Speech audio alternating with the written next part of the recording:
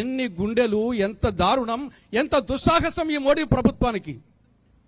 దాని పేరు తొలగించి వేరే ఒక నోరు తిరగని పేరు పెట్టారు. విబి గ్రామ్జీ అంట. ఏమిటో పేరు అర్థం కాదు. వికసిత భారత్ గ్యారంటీ రోజ్గార్ ఆజీవికా మిషన్ గ్రామీణ్ అంట. ఆ పేరుకు అర్థం కూడా తెలియదు. రాముని తోక పిబరెండిట్లడి అన్నట్లు ఆ పేరు అర్థం కాని పేరు పెట్టి మహాత్మా గాంధీ పేరు తొలగించడం జరిగింది. ఆ విధంగా ఒక చారిత్రక తప్పిదం చేయడం జరిగింది. కాంగ్రెస్ పార్టీ కుటుంబ సభ్యులారా, భారతమాత ముద్దు బిడ్డలారా, కడప తల్లి కన్న బిడ్డలారా, గ్రామసీమల బిడ్డలారా, పాత్రికేయ మిత్రులారా, అందరికీ వందనం, అభివందనం. మహాత్మా గాంధీ జాతీయ గ్రామీణ ఉపాధి హామీ పథకం ఇది ఒక చరిత్రాత్మకమైన, ఒక విప్లవాత్మకమైన పథకం. ప్రపంచంలోనే అతిపెద్ద ఉపాధి హామీ పథకం ఇది. ఈ పథకం కాంగ్రెస్ పార్టీ మానసపుత్రిక. 2005లో మన్మోహన్ సింగ్ గారు ప్రధానమంత్రిగా ఉన్నప్పుడు సోనియా గాంధీ గారి మార్గదర్శకత్వంలో 2005లో చట్టం చేసి 2006 ఫిబ్రవరి 2న దీన్ని ప్రారంభించడం జరిగింది. కాబట్టి ఇది కాంగ్రెస్ పార్టీ మానసపుత్రిక. ఈ పథకానికి ఆంధ్రప్రదేశ్కు అవినాభావ సంబంధం ఉంది. తల్లి బిడ్డల పేగుబంధం ఉంది.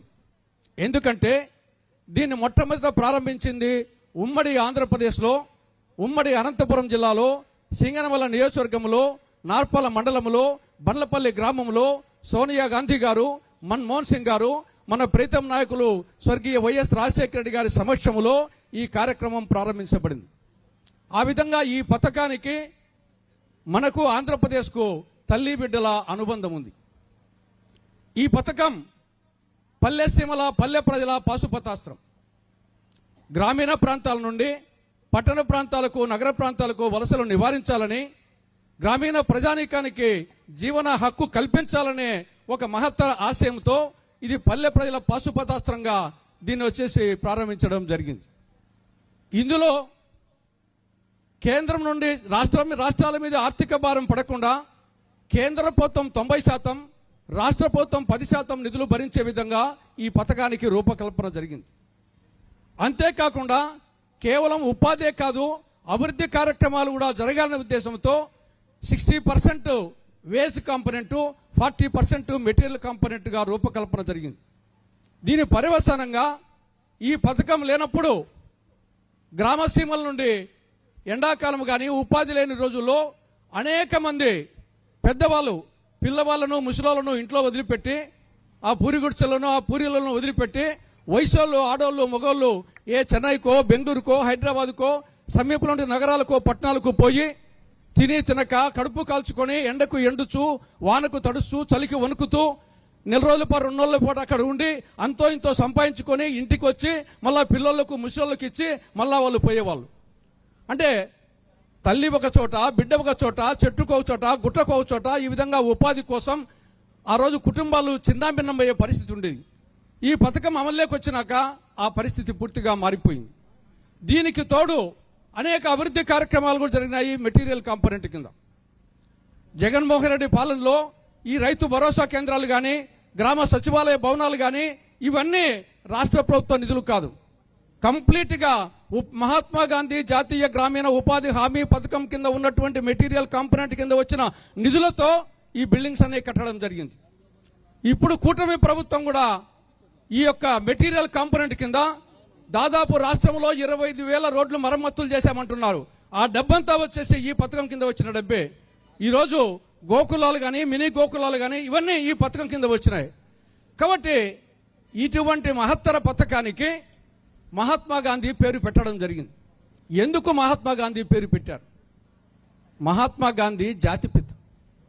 ఆయన గ్రామ స్వరాజ్యము దేశ స్వరాజ్యానికంటే మిన్న, గ్రామ స్వరాజ్యం ఉంటేనే దేశ స్వరాజ్యం నిలబడుతుందని చెప్పేసి నమ్మినటువంటి మహనీయుడు.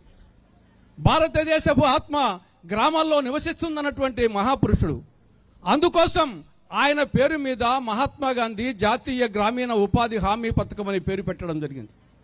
అటువంటి మహత్తరమైన పథకానికి మొన్న 2025 డిసెంబర్లో మోడీ ప్రభుత్వం, కేంద్రంలోని బీజేపీ ప్రభుత్వం 2 చారిత్రాత్మక తప్పిదాలు చేయడం జరిగింది. ఒక తప్పిదం మహాత్మా గాంధీ పేరు తొలగించడం, రెండవది కేంద్ర ప్రభుత్వం నిధులు 90% నుండి 60% తగ్గించడం. మొదటిది తప్పు, చారిత్రాత్మక తప్పు. మహాత్మా గాంధీ ఆయన జాతిపిత, ప్రపంచ నేత, ఆయన పేరే ఒక తారక మంత్రం, గ్రామ స్వరాజ్యం కలలుకనటువంటి వ్యక్తి. అటువంటి పేరు మీద మహాత్మా గాంధీ జాతీయ గ్రామీణ ఉపాధి హామీ పథకం అని పేరు పెడితే దాని నుండి మహాత్మా గాంధీ పేరు తొలగించడం ఎన్ని గుండెలు, ఎంత దారుణం, ఎంత దుస్సాహసం ఈ మోడీ ప్రభుత్వానికి. దాని పేరు తొలగించి వేరే ఒక నోరు తిరగని పేరు పెట్టారు, విబి గ్రామ్జీ అంట. ఏమిటో పేరు అర్థం కాదు.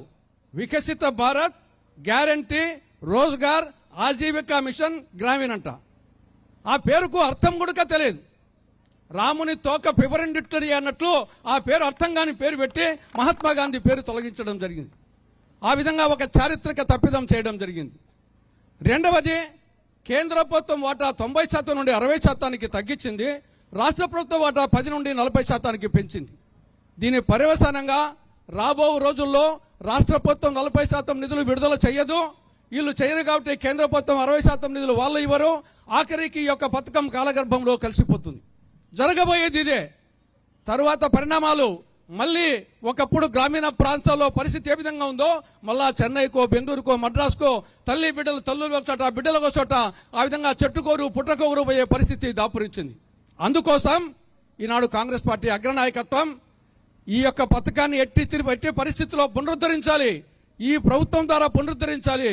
లేకుంటే ఈ పథకంతోనే ఈ ప్రభుత్వాన్ని పడగొట్టి ఈ పేరు మార్చిన పథకంతోనే మళ్ళీ కాంగ్రెస్ అధికారంలోకి వచ్చి ఈ పథకాన్ని పునరుద్ధరించాలనే ఉద్దేశంతో ఈనాడు మరి ఖర్గే గారు, సోనియా గాంధీ గారు, రాహుల్ గాంధీ గారి నాయకత్వంలో ఈ ప్రోగ్రాం ఇవ్వడం జరిగింది. ఈ పథకానికి ఇది రాష్ట్ర ప్రభుత్వం వాళ్ళ పెనుభారం పడుతుంది. కానీ ఈ కూటమి ప్రభుత్వం ఏం చేసింది? చంద్రబాబు ప్రభుత్వం, కూటమి ప్రభుత్వం, తెలుగుదేశం పార్టీ, జనసేన, పరోక్షంగా వైకాపా పార్టీ ఈ యొక్క విబిజీ గ్రామ్జీ చట్టానికి మద్దతు ఇచ్చింది. ఇంతకంటే సిగ్గుచేటిన విషయం మరొకటి ఉంటుందా? రాష్ట్ర ప్రభుత్వం వాళ్ళ మీద అదనపు భారం పడతా ఉంటే దాన్ని వ్యతిరేకించాల్సినటువంటి ఆంధ్రప్రదేశ్ ప్రభుత్వం, రాష్ట్ర ప్రభుత్వం దీనికి మద్దతు ఇచ్చింది. ఇంతకంటే సిగ్గుచేటిన విషయం మరొకటి ఉండదు. అందుకే మనం మొదట అంటున్నాం, ఆంధ్రప్రదేశ్లో బీజేపీ అంటే బి అంటే బాబు, జే అంటే జగన్, పి అంటే పవన్, వీళ్ళు ముగ్గురు కూడా ఈ యొక్క బీజేపీ చేతిలో, అమిత్ షా చేతిలో, మొరార్జీ ఈ యొక్క మోడీ చేతిలో కీలు బొమ్మలు. కబాలీ సినిమాలో రజనీకాంత్ చెప్పినట్లు ఒక పాత తెలుగు సినిమాలో పాత విలన్ గెలలుంగి కట్టుకొని ఈడ ఘాటు పెట్టుకొని మీసం వెలేసి ఏ కబాలీ అని పిలవగానే చేతులు కట్టుకొని ఒంగోని ఎస్ బాస్ అని వస్తారే, అటువంటి కబాలీ వాళ్ళుగా ఈ యొక్క చంద్రబాబు నాయుడు, ఈ జగన్, ఈ పవన్ కళ్యాణ్ తయారైపోయినారు. కాబట్టి ఎట్టి పరిస్థితుల్లో ఈ యొక్క పోరాటం కొనసాగించాల్సిందే. ఒకవేళ ఇది జరగకపోతే రాబో విపత్కర పరిణామాలు చెప్తున్నాడు మోడీ గారికి.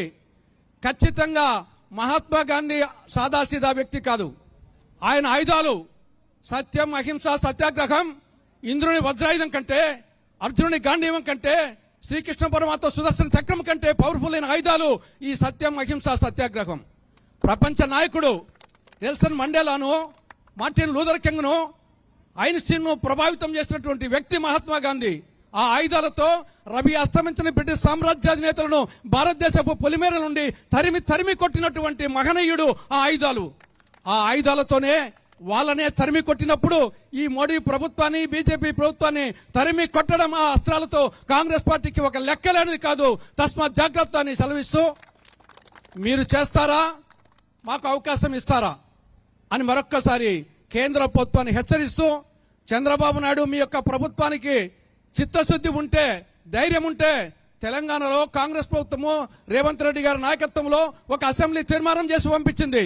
ఈ యొక్క విబి గ్రామ్జీ చట్టాన్ని రద్దు చేసి పాత మహాత్మా గాంధీ జాతీయ గ్రామీణ ఉపాధి హామీ పథకాన్ని పునరుద్ధరించాలి యథావిధంగా అని చెప్పేసి అసెంబ్లీ తీర్మానం పాస్ చేసింది. మీకు ధైర్యం ఉంటే, మీకు చిత్తశుద్ధి ఉంటే, మీకు నిజాయితీ ఉంటే, రాష్ట్ర పట్ల అభివృద్ధి పట్ల ఉంటే వెంటనే అసెంబ్లీ సమావేశం జరుగుతూ ఉంది. ఇప్పుడు తీర్మానం పాస్ చేసి కేంద్ర ప్రభుత్వానికి పంపించవలసిందిగా చంద్రబాబు నాయుడు ప్రభుత్వాన్ని విజ్ఞప్తి చేస్తూ, హెచ్చరిస్తూ సెలవు తీసుకుంటున్నాను.